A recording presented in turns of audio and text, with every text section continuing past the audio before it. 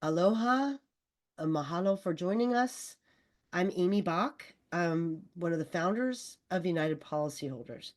I'm so sorry for the circumstances that made it necessary for you to tune in to the program tonight, but so grateful that there is a nonprofit organization that can bring you information without strings attached.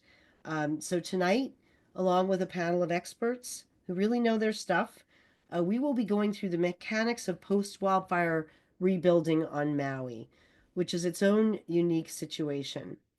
So thank you again for joining us. You don't have to worry about taking notes if you want to just keep your shoulders relaxed and listen. You will have the opportunity after this evening to watch the video again at your convenience. Um, or if you want to follow along with the slide deck, you can go to our website, uphelp.org, and navigate over to events. And that's where you will find tonight's program along with a link to the slide deck if you want to follow along. So all the information that we will be bringing you here tonight is really in your best interest. We're not here on behalf of any particular company or business. We are here to give you information that will be helpful to you with your situation. A little bit about us. We're a 501c3. We've been doing this kind of work after wildfires for over 3 decades, bringing information that speaks to the issues that you are encountering on the road to recovering from a wildfire, and try to make it as clear as we can for you without a whole lot of lingo. We do not accept funding from insurance companies, but we do know a lot about the insurance process and also about the recovery process in general. We run 3 programs. Tonight's program is brought to you through our Roadmap to Recovery, where we focus on keeping forward momentum and making good decisions after you've been your home has been either damaged or destroyed in a catastrophic event. So our organization is made up of professional staff. I've got myself and 2 members of my staff with us tonight, and then our government and nonprofit partners. And tonight we have 2 nonprofit partners and we have 1 government partner.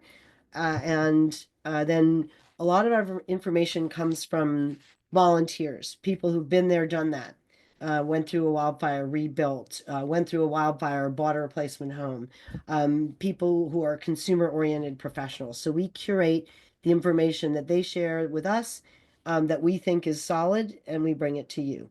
This is the library we set up for your fire.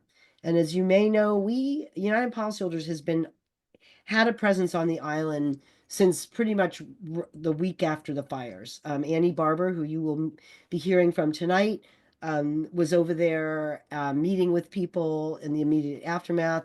And then we were fortunate to get Sherry Peterson joining us, who now lives there. And so we've been really rooting for you and supporting you all the way through. And what we put in that library is up-to-date information as best we can. So we're just here to give you educational information. I am a lawyer, but we're not here to give you legal advice. Sherry is also a lawyer, but again, we're just here to give you information, and then our speakers are volunteering their time. Today's experts include myself, Annie Barber, program liaison, Riley Bond with Hawai'i Community Lending, Brandy Kajudoy, did I say that right? Kajudoy? Okay. You're Who's good. is a local hero, construction committee chair, and with the long-term recovery group, and a font of knowledge. We also are joined by Sushil Kumar with the Small Business Administration, a friend to our organization, and also very experienced with the post-disaster landscape. Also Sherry Peterson, who is our Equal Justice Fellow on the United Policyholders team, stationed there on Maui. Possibly we will be joined by Mike Renner with Four Leaf, who is handling the permits for your rebuilds on a contract with the county. So we'll be covering these topics today and going through them with our experts. You can ignore those initials. those are the topics we'll be covering.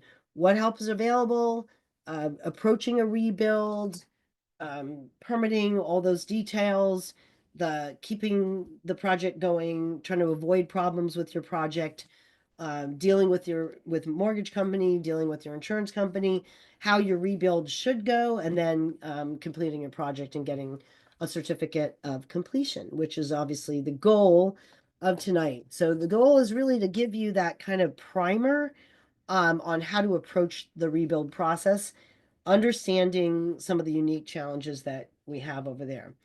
So Brandy, tell us a little bit about what we're looking at here.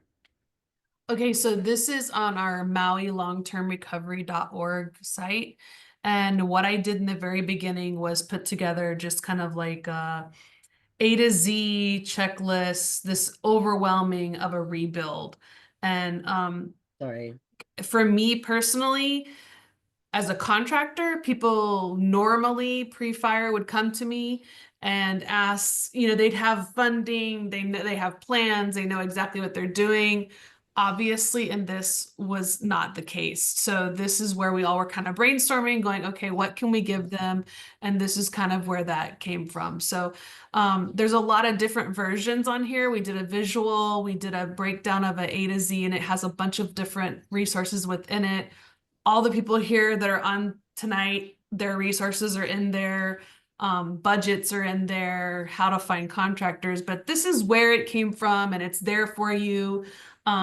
Just as a guide, if you get confused, definitely come to us so that we can help you get through the next step. Thank you. Okay, and then Riley, tell me, what is the Lahaina Homeowner Recovery Program? Awesome. Yes. So the Lahaina Homeowner Recovery Program was born out of, so Hawaii Community Lending traditionally would help just Native Hawaiians on Hawaiian homeland, which is that area, Leili'i in Lahaina, that was the fire came right up to it. And so in that initial response to the disaster, they recognized that there was a broader scope of folks who needed help beyond just the Hawaiian homestead leasees. And so they crafted this program. So the only qualification in order to be in the program is that you were an owner-occupied homeowner in Lahaina at the time of the fire.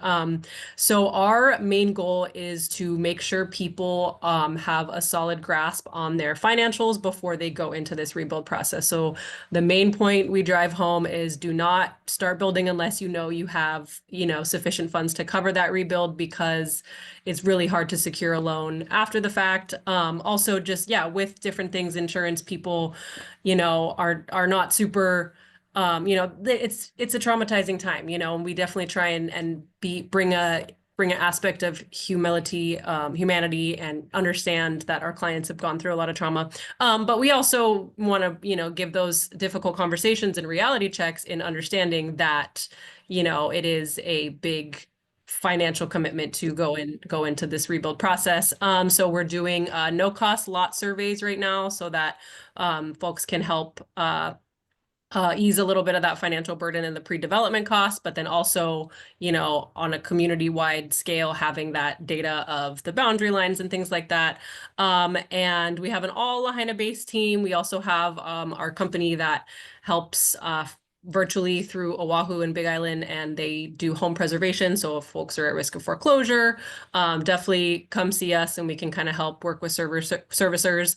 And then, yeah, just getting people to really understand how much they have on the table for rebuild, how much that rebuild will cost. If there's any gaps in that, we call it pukas here, how we fill those pukas, and we've been collaborating with Lahaina Community Land Trust, Long-Term Recovery Group, and all these other entities that, it's all just a big piece of a puzzle that's coming together. So long story short, the intake process helps us gather the data to then advocate for needs. Like we recognized people need surveys and we were able to go out and advocate for funding, got people surveys.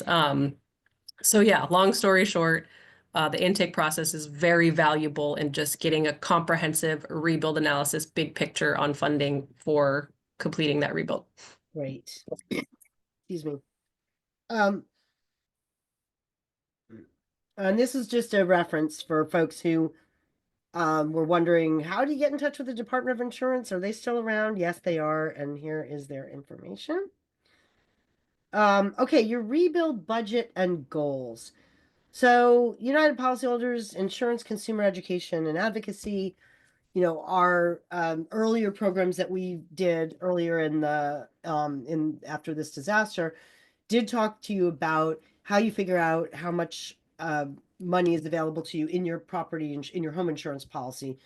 So obviously, our main goal always is to help you max out on your insurance and not leave money on the table.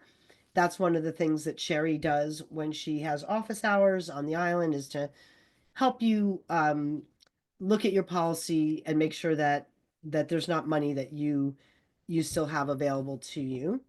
The cost of replacing what you had, which we describe as was, dictates what your insurance company owes, right? Up to your policy limits. And one thing that's important to remember, almost nobody I've met in the last 34 years after wildfires wanted to build back exactly the same house they had. They want to build bigger, smaller, modern, or wildfire resilient. And so they're it's very common to get into an argument or a dispute with your insurance adjuster if they think that you're trying to profit from your loss, if they think that you're trying to build a bigger house, what have you. Our recommendation is that you do your best to reach an agreement with your insurance company on what it would have cost if you did replace the exact same house you had as was. um try to isolate that cost. Now obviously it's not an exact number because you're not doing that project, but you can get pretty close by doing what's called a scope of loss, or having somebody prepare that for you. We offer a sample scope so you can see it. What it is basically, it is a document that describes quantities and qualities of materials that would be required for the as was rebuild. How many square feet of lumber, what kind of lumber, what kind of carpet, what grade of carpet, how much tile, what grade of tile, what type of tile, and all that kind of thing. And then once you can reach an agreement on that scope with your insurer, then you can put numbers in, prices in, and figure out what that project would have cost. But getting that scope agreement with your insurer will help head off their paranoia that you're trying to get them to pay for something better than what you had. Also, because you may have building code upgrade coverage, you may have a bucket of coverage that will cover the costs of improvements you would have had to make on your rebuild if you were building the exact same house. And that should be part of what you reach an agreement on with your insurer. Okay. So that's just some basic guidance from us. By now, hopefully you have a pretty good sense of what's in your policy, the dwelling coverage, and whether you have other structures coverage, whether you have any bump ups like extended coverage or code upgrade coverage. These are just some answers you need before you decide, before you start rebuilding. How much insurance money do I have available? How much do I still owe on my mortgage if you had one? What options do I have if I'm underinsured and I need more money than what's available in my policy to rebuild? Has my insurer paid all I'm entitled to? Will I need a new loan? If so, what type? Small Business Administration, which is an amazing deal, and we're going to talk about that in a minute, or a commercial loan, which can also be a good deal. Or, you already heard from Riley about going through her entity to find out what options you have there. And then what's your rebuilding game plan? What is it that you have in mind? So if you're underinsured, where can additional funds come from? An SBA loan, a commercial loan, savings, retirement funds, or an NGO, a non-governmental organization, something like Riley's entity, could be an option. So paying for your rebuild insurance funds. We're going to talk a little bit about how the funds flow.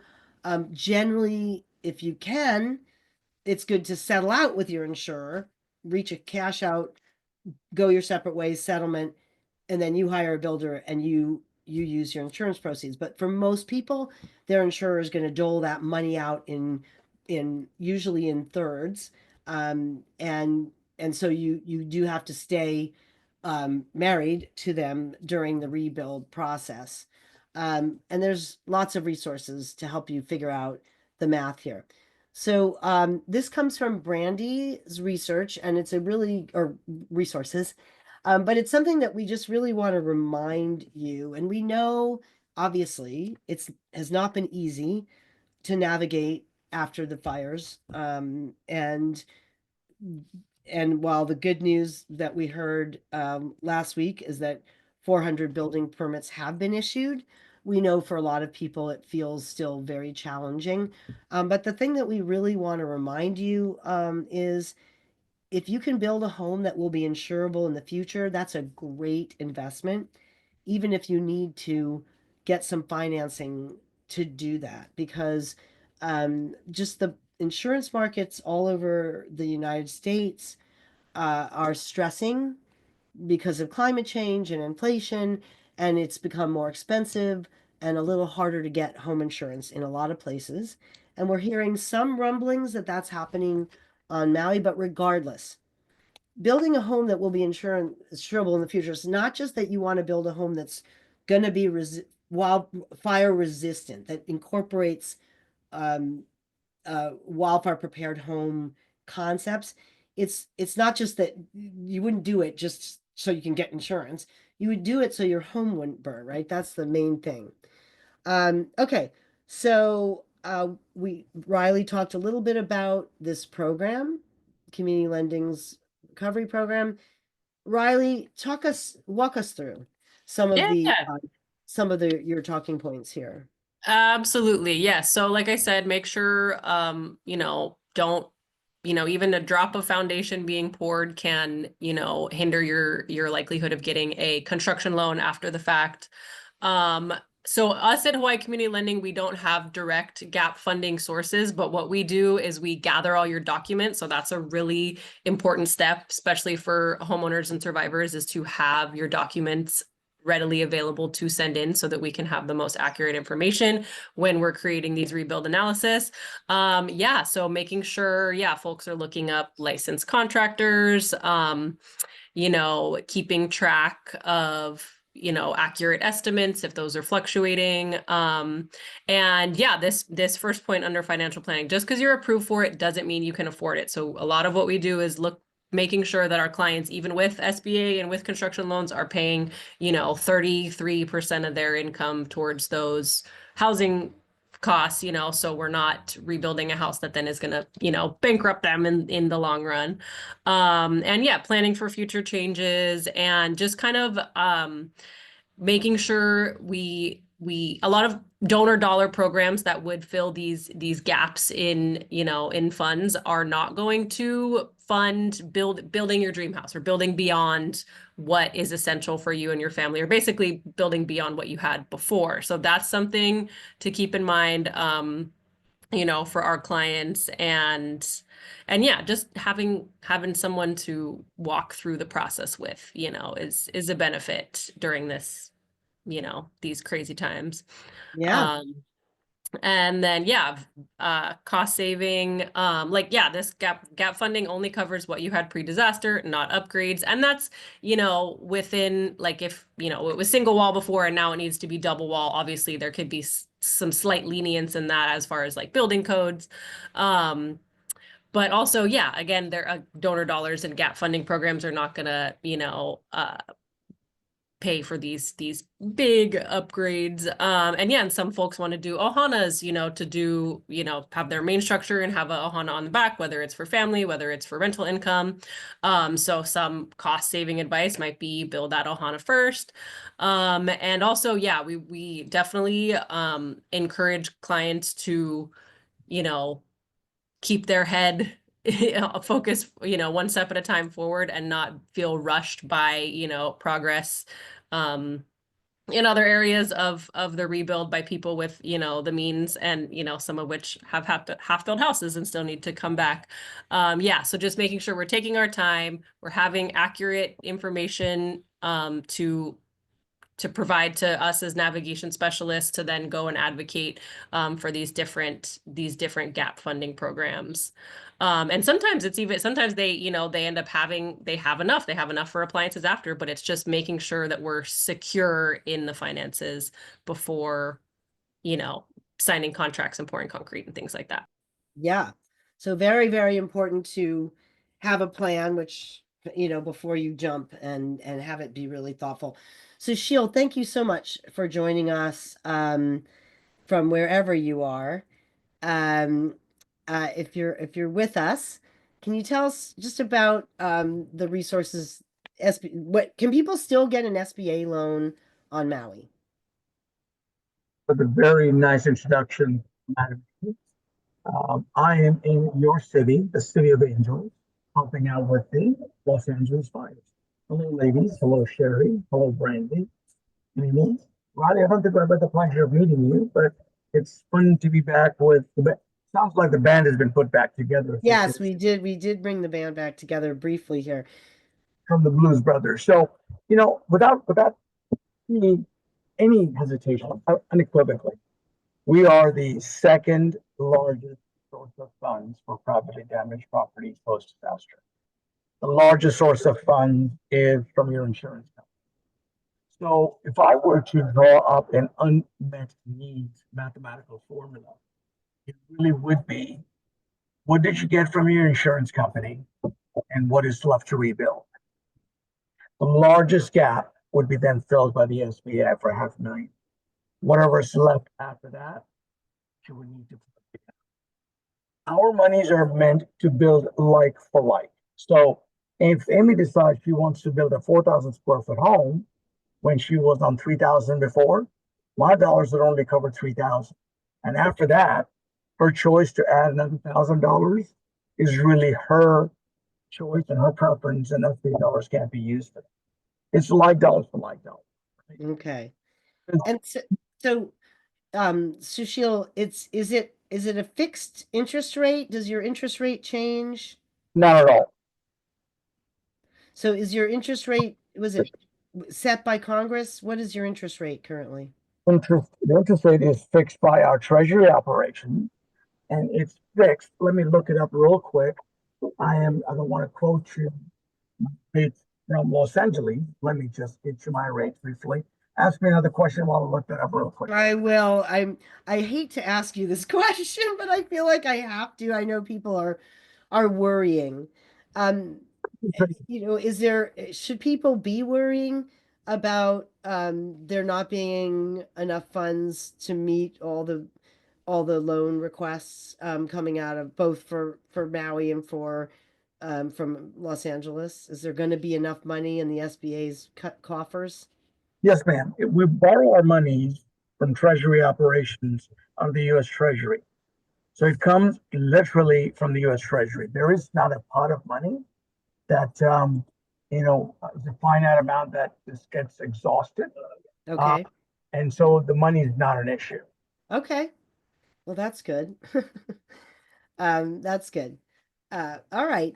Well, so if you know what you can do is when you get the interest rate number, just stick it in the chat, and Yes, that's fine. And we really appreciate you taking time out of the trenches where you are to identify that this is an option for people to get a very, very good deal on a loan if they can.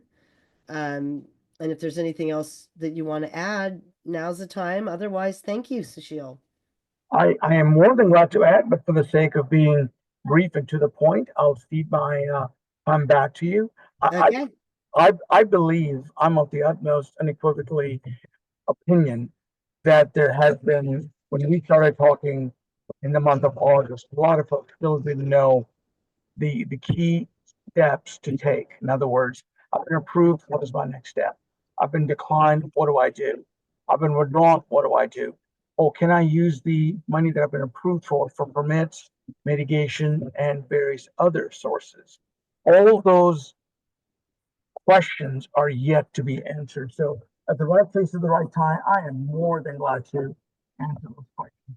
Okay. Okay. Thank you so much. Appreciate it. Okay. Things to avoid. Paying off a low interest rate mortgage without a specific plan. Launching a construction project without a plan, rushing to hire a builder without really checking them out. Moving forward on time and materials without a detailed budget, which definitely may not be acceptable to a lender. Unrealistic or incomplete rebuild estimates that will require multiple change orders. Now, Brandy, we're going to be going through your awesome timeline and the way you break things down step by step for a project. So I want to ask you about the time and materials question. Do clients try to hire your company on a time and materials basis? Do you ever do that? I don't like, you mean they buy material and then hire us hourly kind of thing? Is that what you? No, they just you have an open-ended agreement that Oh, dear Lord, no. no. Okay, all right. So that is not really an It's option. not realistic, but not to say that it's not being done though. Right. It's definitely being done. Yes, but I do not recommend that because as you said, a lot of lenders aren't going to give them the money if they do that type of thing. Yeah. Not to mention, it's kind of the opposite of what we're saying, right? It's Yeah. like we're saying don't go into something Yeah. expensive, without knowing what you're in for is the bottom line here. So Absolutely. yeah. How about unrealistic rebuild estimates? In your work on the construction committee, Brandy, do you see some of those? Yes, we have. And that's why it's been really awesome to work closely with Riley and Sherry because they're seeing a lot of people in the front lines coming to them going, okay, this is what my contractor has told me. Does this, and then that's a red flag if they already know that this doesn't make sense. Because a lot of the homeowners got insurance money of 300,000, but if they're building back 2,500 square foot home, that's not going to cover it. And so we've kind of given everybody and tried to educate our community about what does that look like? What is the square footage? So, dollars per square foot. So we've told them it should be anywhere between $350 to $400 a square foot. If you're going to do more fire resistance, then it could be a little bit more than that. 450 would be a little bit of a cap. If they're going up to 500 and 600, then I would start asking a lot of questions. I would start asking for more details. What is this going to cover? Why is it so expensive? So a lot of the times the ladies will come to me and be like, does this make sense? And I'm like, nope, I'm glad your red flag went up because it doesn't make sense. Have them go back and ask for more details. Okay. Finding and vetting a builder. So this is from Brandy's checklist. So Brandy, walk us through what we're looking at here. Yeah, so in a lot of the pre-work for Maui specifically, a lot of your pre-work has kind of been done. The clearing of the debris and all that is pretty much done. Getting into, what is my house going to look like? Are you going to do exactly what you're doing before? And start actually making those concepts and those designs. And that if you look on our detailed breakdown, I actually have a couple of links there, and they are connected to our architects that are offering free plans. And there's even a couple of different suppliers that have home kits that you can contact them. And then I also have the DCCA list of architects and engineers. I don't care for that list. It doesn't allow you to really see where they're from because we could have people on that list that are actually in the continent and they're not on Maui. So I try and just kind of virtue back over to the ones that we know that they're giving you these free plans or they are giving you plans at a discounted price, and we have those lists on different websites. So that's in your concept and design. And a lot of the local ones here that are offering those things, they actually know that number. They know, oh, and a lot of them will take like, okay, had 400 a square foot because I don't want to design this if you're not going to be able to afford it. So if you've got a really good one, which most of them are, they're going to already start talking to you about that. Like, okay, this is a square footage you need to be in the budget with. And then the surveys, there's a list of survey people that'll do them. HC&L will pick up the tab for that. You just need to go and do their intake form so that you get into their system, which you should do anyway if you're going to come to Maui Long-Term Recovery Group, because you want to be able to have them do their financial analysis. And then, after that point, you've done some surveying, then you come and start talking to your contractor. Not that you're going to pick them right then and there, but start talking to several contractors, get a feel for it. Someone mentioned it earlier. This is a marriage. This is a marriage when you start building. And it's a very long, drawn out process when you start picking that contractor. I also have a list of contractors, and they're kind of in different categories. Like you'll have your regular GCs there, but I also, if we don't recommend, but if you are going to do home owner builder, there are the plumbers and electricians and the masonry. I have those in there in the tabs so that you can go and look for those that are on Maui inside that link in the D section.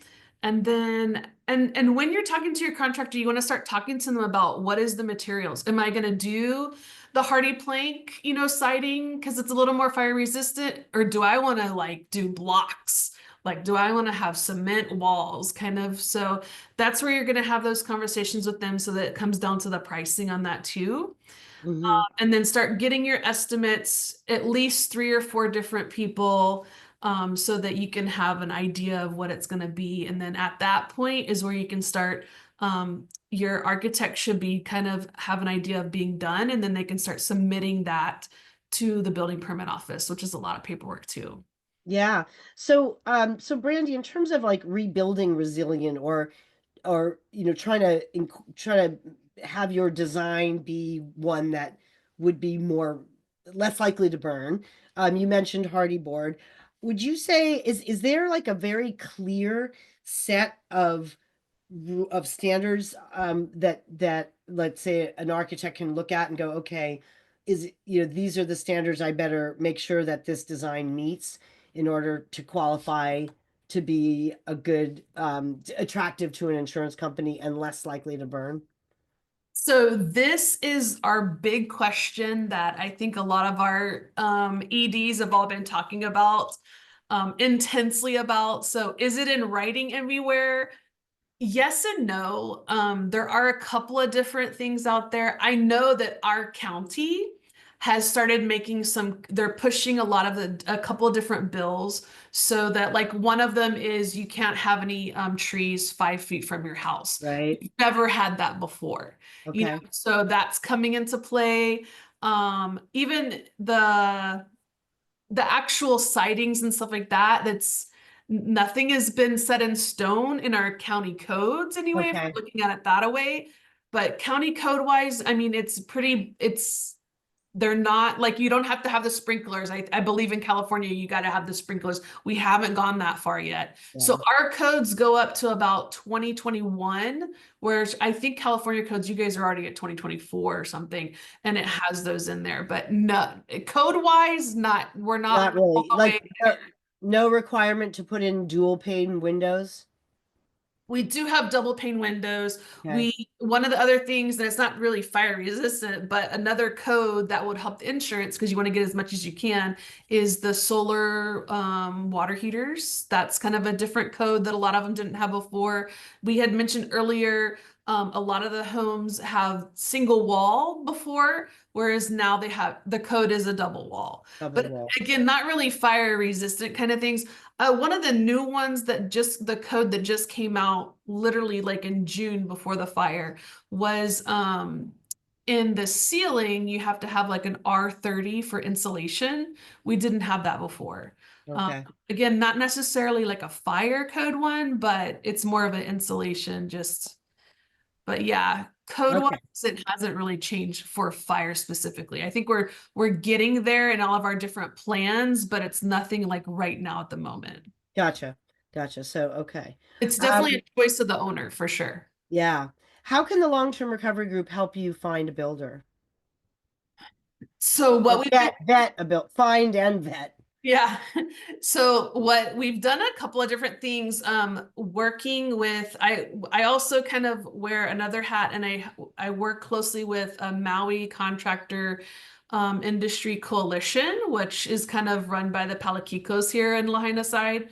So what we did was we formed a big hui together, and if anybody brings someone to us, and we kind of like, oh hey, do you know about this guy? Have you worked with them before? You know, we kind of the coconut wireless, we call it.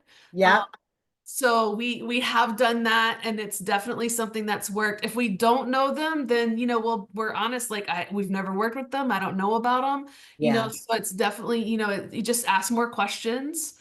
That we have done that a lot. So through HCL, or if it's just somebody from a community meeting, I'll put it out to the Hui and be like, hey, has anybody worked with these people? Yeah. But other than that, I would definitely send people to the DCCA website that you brought up earlier. There's one for, at the very least, make sure they actually have a contractor's license, right? Right. And Right. that's on our list too there, but they can go directly to the DCCA website too. Right. So you can check your builder's you can check the status of a builder's license. Yeah. Sherry, is there anything else that you can identify that to help somebody check out a builder before they hire them? Yeah. Yeah. Yeah, I just unmuted. To get references from them and ask other people that they've built homes for. And I recommend getting at least 3. Maybe asking them if they have a portfolio, and then Mhm. having them show you their contract first and having that contract reviewed. I've seen a lot of people building without contracts just based on bids. Right. Yeah. Which our Annie Barber will tell you is not a good idea. Right. Okay, here's the link to the contractor's licensing board. Pretty straightforward, pretty easy to use. Permitting. Well, we don't have Mike, but here's the website for the planning department. And Mike puts his phone number right up there, which is probably why it's hard to reach him. Um, is there anything, Brandy, Riley, or Sherry, that you can share about any inside knowledge about applying for a permit on Maui? I'm just going to pop in really quick. I don't have any inside knowledge, but there is somebody who is at the Lahaina Resource Center from Four Leaf. He's there. I know he's there every Friday, but I think he's there every day. And he's really easy to talk to and is knowledgeable about the permitting process. So I guess he tells me that he is Mike Renner's right-hand man, and he gave me a lot of information that I needed about a week ago. Well, I appreciate that. So Mike Renner is this interesting character who, after Annie Barber's fire in 2017, he got hired by the county there to expedite permits and handle this heavy volume of permit applications. Excuse me. He did the same thing in the Santa Cruz Mountains, and then he's there on Maui. Brandy, is there any insider tips on things people really need to understand before they go and apply for a permit? I think a couple of things. If anybody's ever actually done a permit before this fire, it is set up a little bit different. Normally you would not have to have your electrician and plumber right away. And even in this case, you don't have to have them right away, but it is highly encouraged to have them when you're hiring the contractor. Because in this paperwork, they've put it all together. So you got to fill it out all one time. In the past, it's all the different departments and separate things. So they've really, you know, streamlined it to be this one-stop shop, get it all filled out at this one time, turn it in. Not to say if you don't have them, there is a little box that you can click on saying, I don't have them presently. It's just that when they do start building, they can't get any inspections done until they actually finish out the paperwork. So it's just best to get all of that done now. Mhm. But honestly, with Four Leaf and with this process, they've been amazing. It's just about relationships. Just go there open minded, be willing to learn, because I think that they've brought a lot of value to our Maui County permitting process. And we've learned a lot. Like, we weren't doing things before that we probably should have been doing. And now it's just really great. They've been really awesome to work with. They have hired some local girls, which are some of my former students. So they do a really good job. Well, And they're at the recovery center all the time. So yeah. that's awesome. All right, let's talk a little bit about protecting yourself in a construction project. How can you do that? What's a performance and a payment bond? What about course of construction or builder's risk, and how do I avoid liens? That would be where, let's say, a subcontractor on the project didn't get paid by the general contractor, and then they try to get paid through you. So, Brandy, what's your general words of wisdom on protecting yourself and avoiding liens? Um, Definitely talking to your insurance company that you have currently, or some agent that you have currently, to get the builder's risk insurance before they start building. I think, and maybe Sherry, you guys can correct me, it's like a time period. They give you like a year or something on that builder's risk insurance, right? So you got to know when it's going to start and when it's going to kind of stop. When it comes to bonds, performance bonds and payment bonds, those are going to mainly be required by those banks if you're going to get that construction loan. Normally the bank will tell you, like, hey, here are some suppliers that we recommend you going to get the bond. Not all contractors will bond. So it's a question that you can ask. Are you willing to bond? Because my bank is going to ask it. Bonding is almost like the construction person taking out a loan for themselves too. Because ultimately in the end, what the bond is doing is a third party is holding it. And if the contractor walks away, that person holding the bond has to finish it. So this is kind of protecting you and the bank so that it gets done no matter what happens. So it's a good thing, but it is a little extra paperwork and a little more on the contractor too, to make sure that they do fulfill that contract. So bonds can help everybody in the end, but not everybody's going to require it. Right. Yeah, Um, not everybody will require it. okay. I think we have a few more. We might have some slides in a bit. Annie, is there any more on builder's risk? But do you want to give us sort of the 101 on that? Yeah, actually, Brandy and I kind of hashed this out last time I was there about how the bonds work with the course of construction or builder's risk insurance. For some weird reason, insurance decides to name the same thing two different names on a fairly regular basis. The course of construction or builder's risk insurance is going to cover liability. It's going to cover any of the product that gets put on your site. If your windows show up, your builder hasn't put them in yet, and you come in the next day and they're gone, that insurance covers that kind of stuff. If that house was to burn down again, God forbid, before you were complete, that is your insurance. So a lot of people, including us, were thinking, okay, well, the bond must act the same as the course of construction insurance, and it doesn't. The two actually marry well, because no matter what, you're going to end up with a house at the end, because you're protecting yourself all the way around. Yeah. Okay. So let's talk about draws.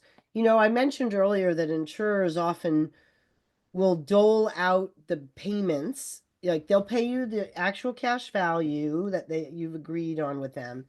And then they won't release more money on the dwelling portion until they get some proof of completion to a certain point. And what they typically do is they will dole it out in thirds. But Brandy, I understand that may not be the way contractors typically bill their customers. Can you talk about that?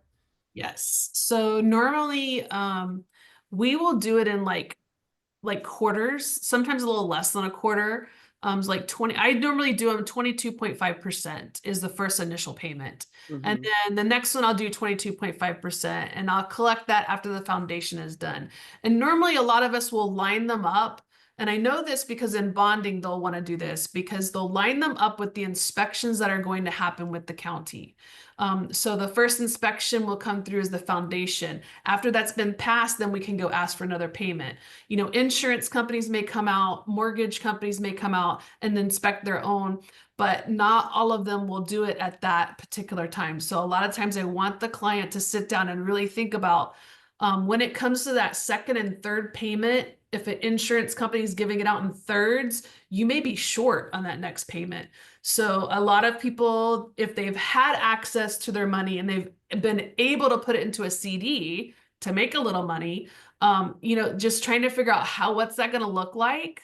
Or, you know, what can we do to build? Sometimes the insurance company, it was, if I can see some of the framing done, then I can release it. So, you know, talking and having that open communication with your contractor about what that looks like can you do the walls, you know, and then I can pay you right after kind of thing. So just having that conversation with them and what the insurance company or the mortgage can do for you. But yeah, they don't always line up, but it's just, you know, making sure that you kind of budget that. And that's why it's important to go to HCL a lot. Budget Yeah. this out, see what that big picture looks like. And even your contractor, what is the big picture? And this is how it's going to happen. Annie, I know you have a lot of cautionary tales about, you know, people will be frustrated. Why do I have to be hostage to my insurance company's decision? But there can be an upside of it, with quality control. Yes. There absolutely can. The format really is making sure that your contract is reviewed by a contract attorney who knows what should be in there, what's not in there, and and that it's not just written in favor of the builder. Your second step would be to have an escrow account because then the mortgage or the bank controls the funding. And that is huge. In my fire, a lot of people kind of got held emotionally hostage because their builder, not necessarily scammers, didn't know how to work with insurance money. They were used to working with escrow accounts in their builds. And so they didn't have the financial backing to bridge the insurance payouts. And so at some point they'd go to the homeowner and say, I need an extra $80,000 or $100,000 and I can't continue unless I get that. As survivors, we just want to go home. And so we tend to write that check, right? And at some point, unfortunately, a lot of times it's kind of a pyramid effect, not even necessarily intentionally. And somebody gets left holding the bag. If you have an escrow account, you're at 50% of completion on milestones, you're at 50% of payout on your money. So if that builder gets in financial trouble, you're okay. You can find another builder to finish your build. And last but not least, I totally think that a private inspection company is really imperative. This is your biggest asset in life in most cases. If something gets missed, at least in California and Colorado, I know, there is no recourse really for them to be able to go back and make the builder fix it. And unless you just have the builder who really is going to be that ethical, there may be things that it's going to be too costly for them to go back and fix. So as a survivor, you do not want that headache anyways. You can pay to have them come and do 3 inspections, one at foundation, one before closing, and one at final, and be able to breathe a little bit easier at night. Okay. Jumping back for a minute here to a builder's risk policy. Who Yeah. normally pays for it? So normally, whether your builder takes it out, and in a perfect world, the builder does take it out because he sets the limits. He knows how, like the largest amount that should be insured for and the time frame. But no matter what, the consumer, the homeowner is going to pay for it. Right.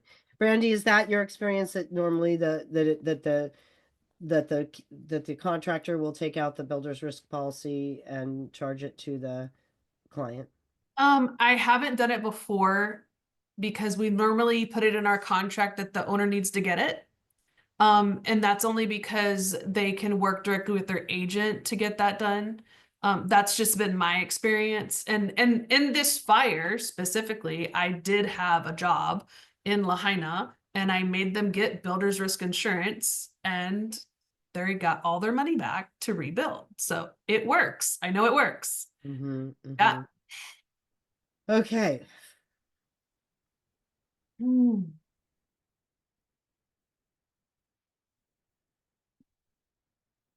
All right. We're going to cover getting your construction contract reviewed, which is incredibly important. It should be very clear that the contract should be complete, right? It should include the overhead and profit if the contractor is going to be charging you.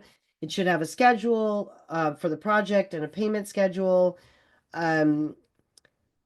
It should. I mean, I'm not a lawyer who looks at these policies, but if there are no penalties for late, incomplete or being behind, that's something to know. If there's no start and end date, and if there are no milestones, those can be a problem. So there is both pro bono and paid legal help that you can access for reviewing a construction contract. Sherry, where would you send people on the island for somebody to take a look at their policy, their contract with the builder? I know Pro Bono Legal Services is looking at those contracts, so I send them there, and I also send them to Legal Aid. Okay. Riley, is that something that your center also does, reviews contracts? I think this came from your site, actually, the builder contractor agreement review. We like encourage them to take those steps, but we don't specifically like go through and know exactly Okay. what to look for. That's kind of out of Okay. our wheelhouse, but we give them Okay. the advice too, you know. Right. And Brandy, that's not something that the construction subcommittee is doing either. No, I mean, if it's a one pager, it's a red flag and I'm going to tell them to go to Pono Legal or to legal aid for sure. But I can, as a contractor, I can tell them from my experience and go through it, but I still want them to go and legally go, okay, does this make sense? Yeah. So Yeah.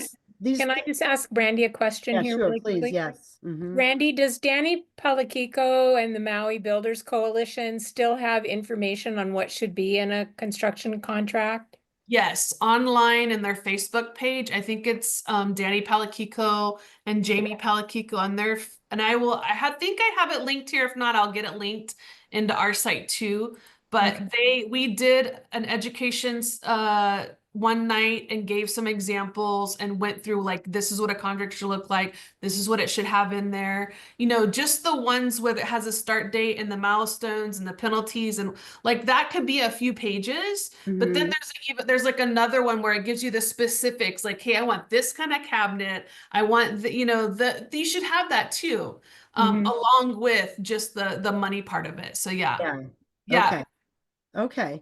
So let's talk a little bit about, I mean, change orders. Look, things happen during construction projects, right? So let me ask you, Brandy, about change orders and how you view them in general, as I would say, a builder who's on the high scale of ethics. I hate change orders. They're so bad. But it will happen. Like, in the middle of a project, somebody could get hurt. I need to have this bathroom ADA compliant. Like it Right. happens, it totally happens. It makes sense. So yes, you go and do it. Just make sure that it's not always verbal. Get it in writing before you move quickly. We've definitely been burned because we made that mistake. It was like, oh yeah, uncle. Yeah, we can do that, not thinking that he's assuming we have a budget for it, and that's not really the case. Like, no, that's extra. But yeah, just make sure you have it in writing before you move. But yeah, it's gonna happen. And maybe you put an extra window because you're realizing there's not enough light in here, little things like that. And And on top of that, when you do things like that, then you end up having to get the county involved because you're going to have to change the plans. And if it's a big change, then you have to get your architect involved. That's more. Yeah, That's going to cost you more. So you really want to just, whatever you put in those plans is what that builder is going to build. Really think about it. And I know it's hard for people to be like, that's it. That's it. But it's just go with that mentality of, okay, after it's submitted and they have it in their hand, you know, you really want to do the very, very minimal of doing anything different. yeah. Well, I think we're getting this theme very, very, very clear. That, you know, not starting a project until you really have these things buttoned down and your contract's been reviewed and approved by somebody who knows what a construction contract should have in it and not have in it. And then understanding that you're, you know, you're both your insurer and your lender are going to be involved in fund control, in the flow of funds to the builder. So Riley, does your center get involved in quality control of rebuilds? Not particularly quality control. Honestly, a lot of our clients aren't to the full on. We're still figuring out finances on the front end. You know, I Yeah. only have a handful of clients actually building, Yeah. and yeah, so we're mainly like, yeah, as far as once they know they have enough and are on, we don't have a lot of experience with those clients because we're still figuring Right. it out on the Right. front end. Right. Yeah. Understood. Understood. Yeah. Okay. And how a rebuild should go. So here's another one of Randy's awesome charts that really makes it all look very clear. How your project should go. And I'm sure we would be here the rest of the night if I asked you, Brandy, where things sometimes go wrong. But I would ask you, is there one aspect of a rebuild project that you think is commonly are problems that arise? Is, you know, framing or plumbing? Is there electrical, or is it really just depend on the project? Yeah, I think it kind of depends on the project. What are some of the big, I think the whole point of this was just to let people know, like, hey, this is at that point, your contractor really should take it from here. They Right. should, but we wanted to put it out there just so you had an idea. Like, this could happen next, this could happen next. This is about where you should be. And so they would know. Yeah. You know, obviously they didn't want you, we don't want you to see drywall going up before the side of the walls are going up or the roof is going up. So it was just to give you an idea, like, this is what should happen. Well, I think it's great because I think, you know, managing expectations, Yeah. you know, as a person who myself have made many mistakes on remodel projects, you know, going in without everything buttoned down, and then of course, you know, you go over the budget and things take longer, and so I think it's helpful to have Yeah. it be laid out like that. I know in the very beginning, maybe a few months ago, we were having a problem with our cement just because they were overwhelmed with FEMA jobs. So the cement, the getting on the schedule was like 3 and 4 months out. That has kind of cleared up. I think a lot of people were worried, like, okay, are the materials going to be here because we're Right. going to be asking for so much? Well, the material people are watching the permits come out.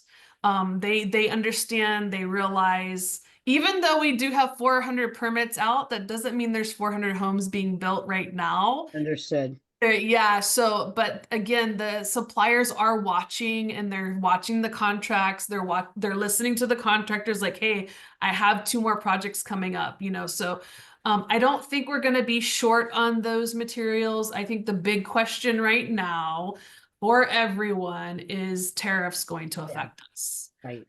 Yes, prices are slowly going up, but and then normally I can hold a quote with certain suppliers for 30 days, and now it's like, oh, I'll give you like a week or two. So those Yeah. kinds of things are happening, but yeah. Yeah. So Annie, what does this mean? Don't let your contractor get ahead of your agreed draw schedule. Can you explain that? So that's what we talked about with the escrow account. So you should always be even.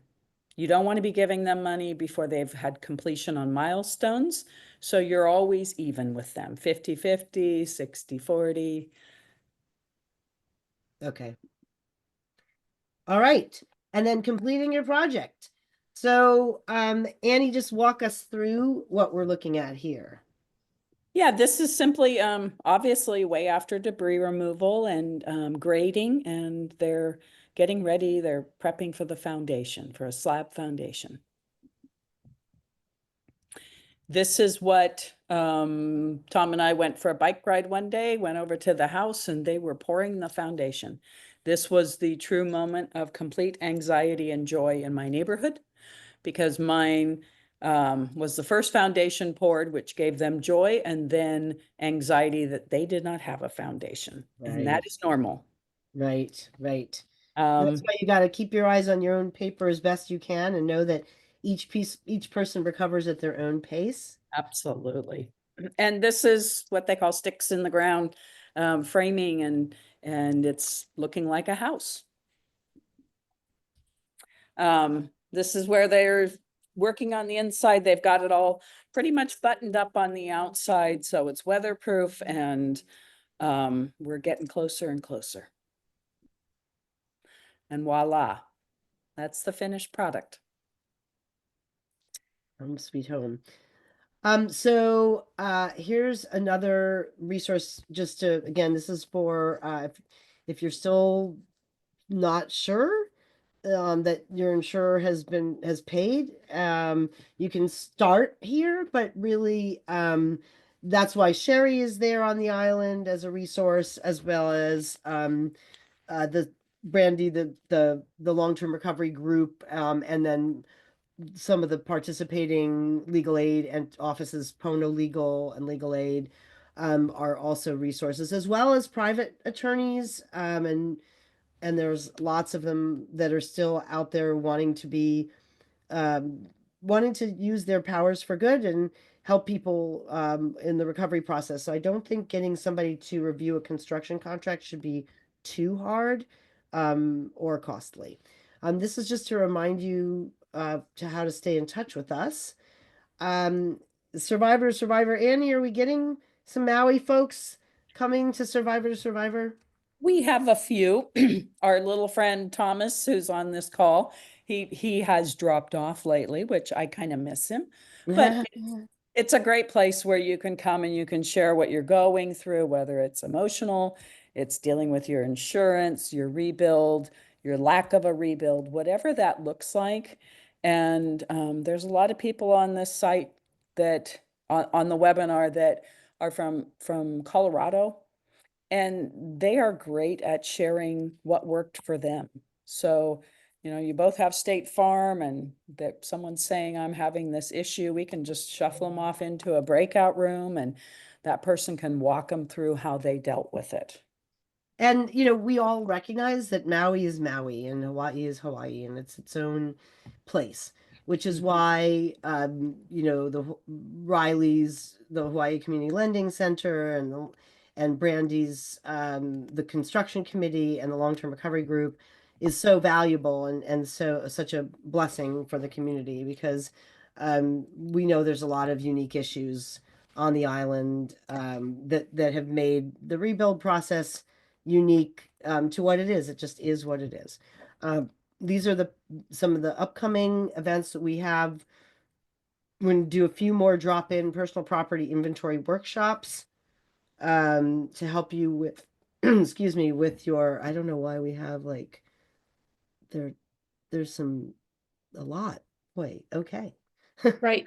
That's because they're on Thursdays from 2 to 5 at Kahului, at the Kako'o Maui office, and on Fridays from 1 to 4 at the Lahaina Resource Center.